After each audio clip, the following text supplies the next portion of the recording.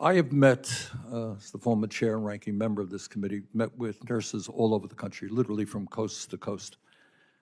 And what has impressed me is that nurses have come into my office with tears streaming down their eyes. And you know what they were in the office? Not to say we need more money. Yeah, they wanted better wages. They were there because they said, I'll never forget this. We were trained to do our jobs. We can't do our jobs. We don't have the staffing to do our jobs. It breaks our heart that we can't provide the quality service. Our people are suffering, patients suffering, sometimes dying. And we want help so that we can do our work. And I know that's a point you made. Am I missing something in that is the feeling of many nurses throughout this country? Senator Sanders, you're absolutely right, that it is heartbreaking. We get, and it's not called burnout, okay? It's called moral distress.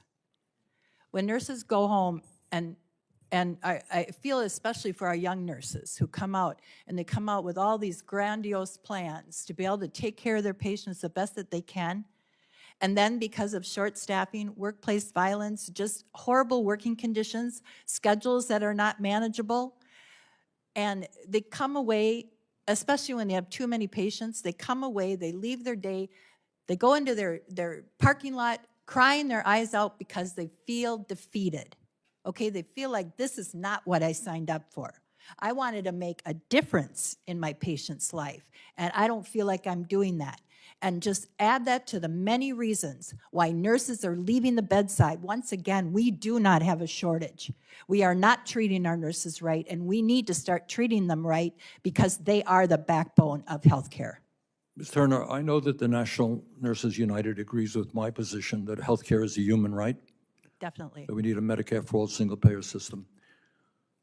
My guess is that in your years of experience, you've encountered many patients who walked into the door who should have gotten health care months and months before. What do you think it will mean to this country when 15 million people are thrown off the health care they have because of Trump's massive cuts to Medicaid? What will that mean to health care in this country?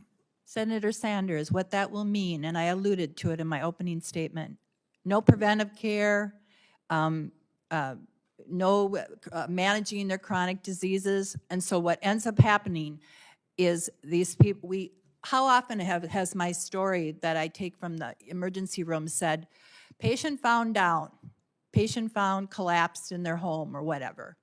Then they call 911, they bring them into the emergency room, and what do these do? Because they're in such poor shape, all body systems collapsing, they go to the ICU.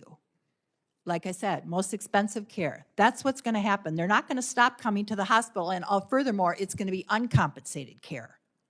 Thank you very much.